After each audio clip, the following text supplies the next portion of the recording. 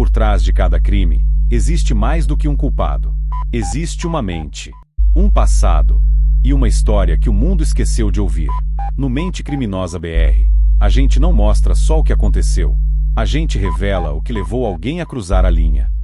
Imagine um casal apaixonado, olhares cúmplices, promessas de eternidade, sorrisos em público, toques sutis em festas de família, uma conexão intensa, inquebrável.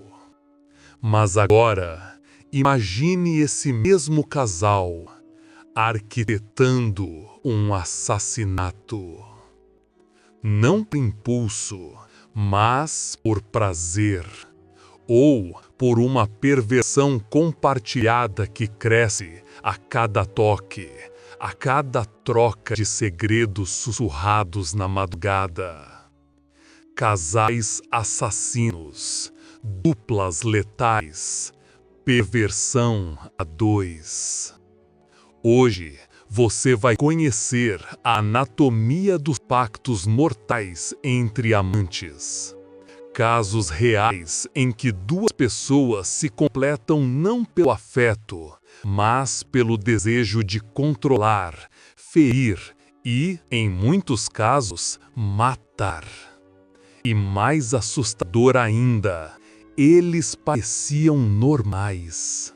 Sorrisos fáceis, relacionamentos aparentemente saudáveis, mas, por trás das aparências, pulsava a sombra da perversão.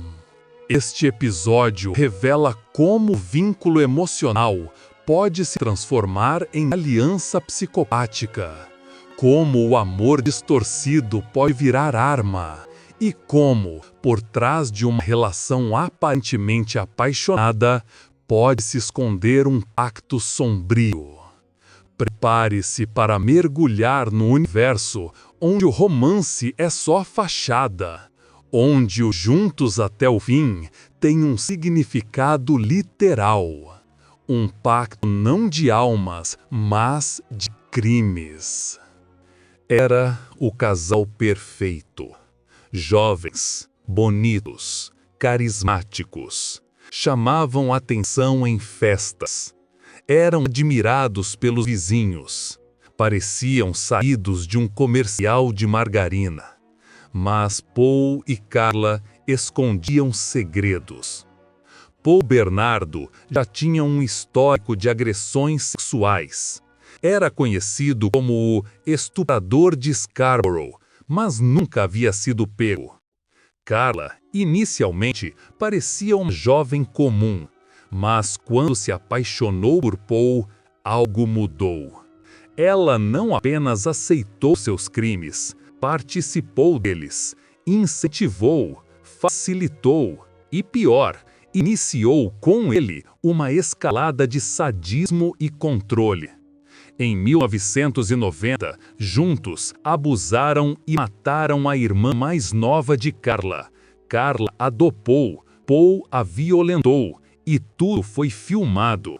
Depois vieram outras vítimas, jovens sequestradas, mantidas em cativeiro, torturadas, violentadas e assassinadas. Tudo com o envolvimento dos dois, Paul como agressor principal, Carla como cúmplice ativa, e sempre tudo registrado em vídeo.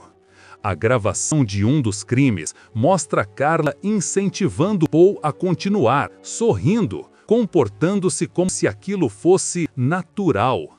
A polícia só conseguiu prender Paul anos depois, e Carla fez um acordo, entregou as fitas, confessou parcialmente e recebeu uma pena reduzida.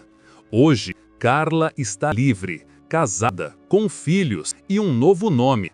Vive no anonimato, mas sua história ainda assombra a sociedade canadense. Muitos questionam como alguém que participou de tamanha crueldade pode hoje viver em liberdade. Esse caso nos força a encarar um dilema moral. Até onde vai o direito à reabilitação? Como duas pessoas se conectam a esse ponto? Como o amor vira arma. Como o afeto se transforma em pacto de destruição. Segundo especialistas em psicologia criminal, há uma dinâmica conhecida como folie à deux, uma loucura compartilhada, um delírio que se retroalimenta. Em muitos desses casos, um dos parceiros é dominante, o outro submisso, mas nem por isso inocente. A submissão não elimina a escolha.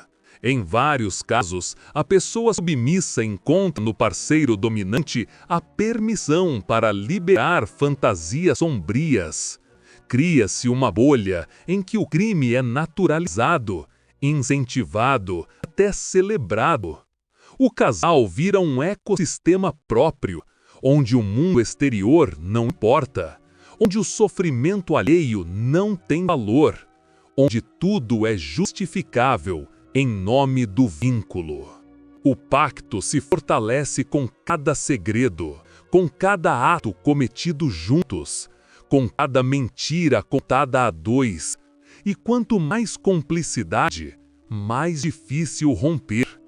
Casais assim se isolam, criam códigos próprios, desenvolvem rituais.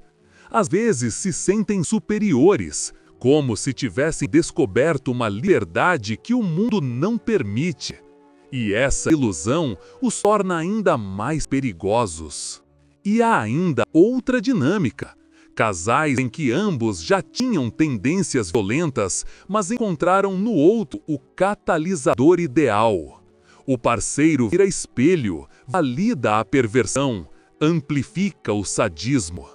A presença do outro se torna combustível para a escalada da crueldade. A psicologia forense estuda esse fenômeno com atenção.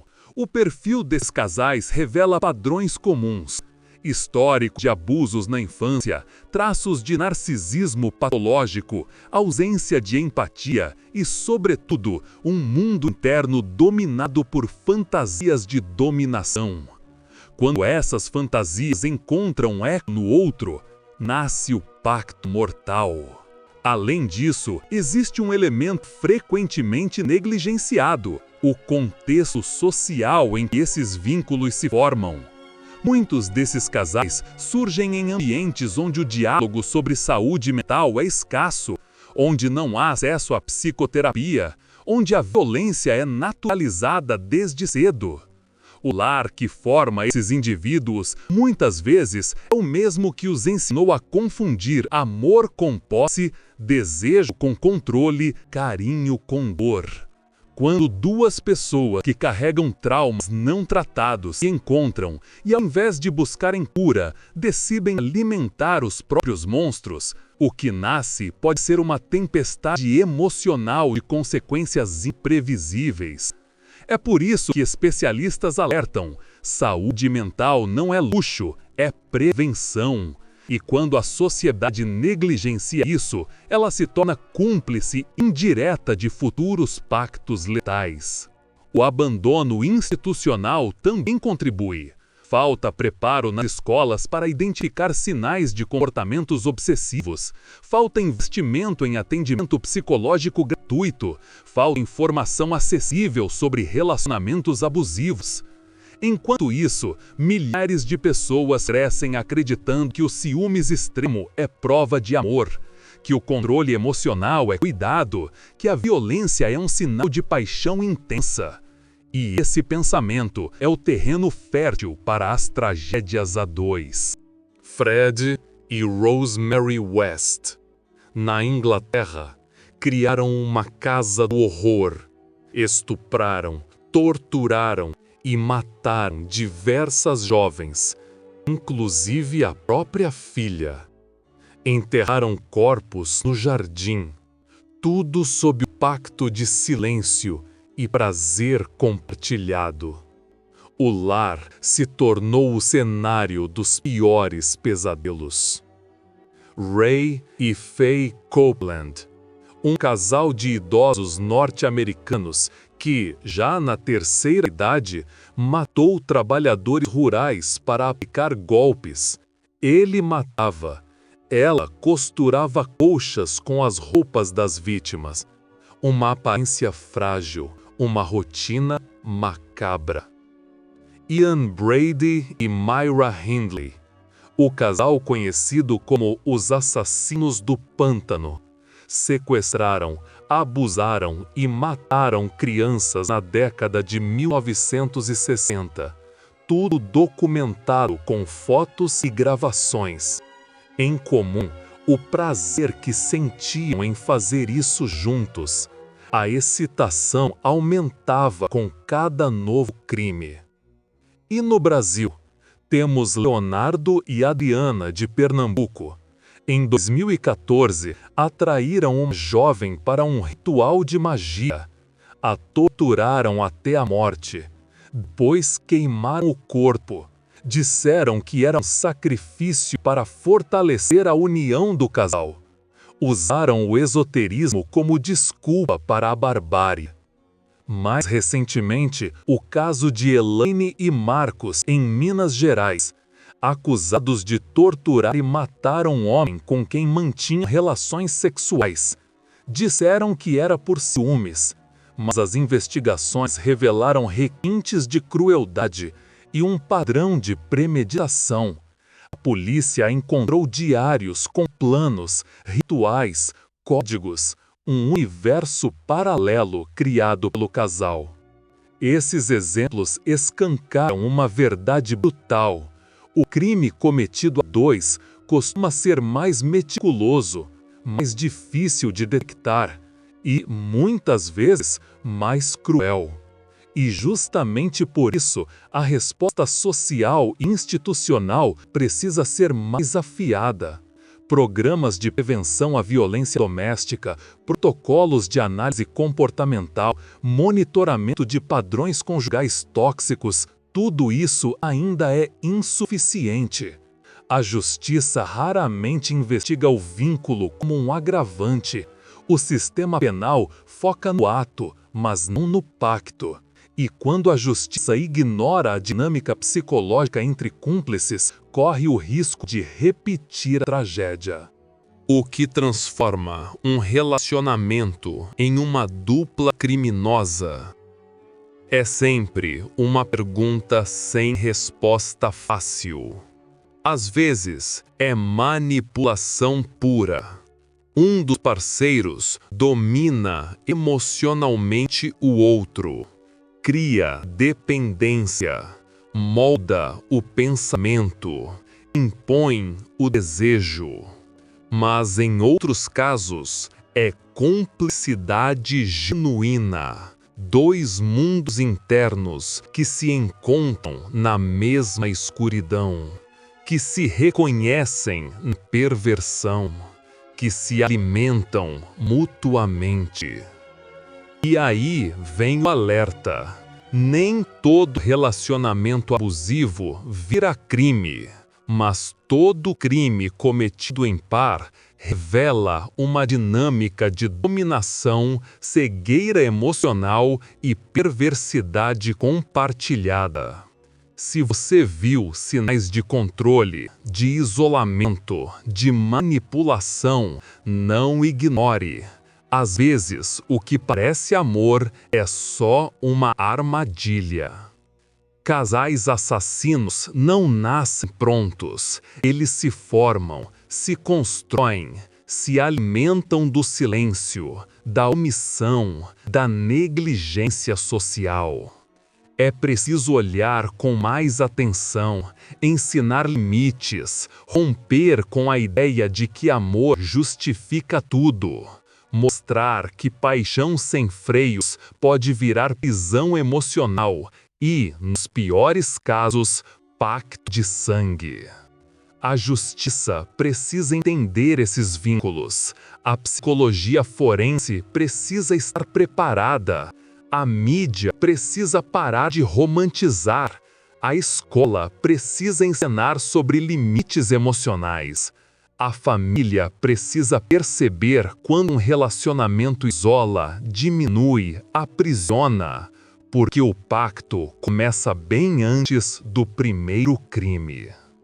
E para as vítimas, amigos, parentes, parceiros descartados, as cicatrizes nunca se apagam. O trauma coletivo não desaparece. É preciso oferecer apoio psicológico, reparação simbólica, memória. A cada pacto criminoso revelado, há uma sociedade inteira que precisa se perguntar: onde foi que falhamos?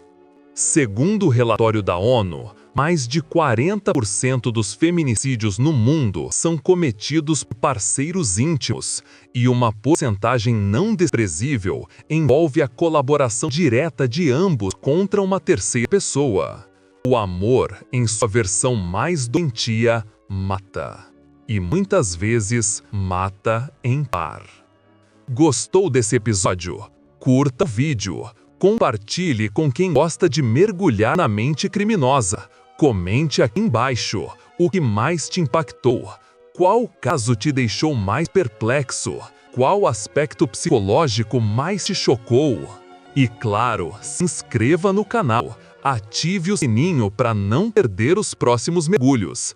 Aqui, a verdade não se esconde atrás de um sorriso apaixonado.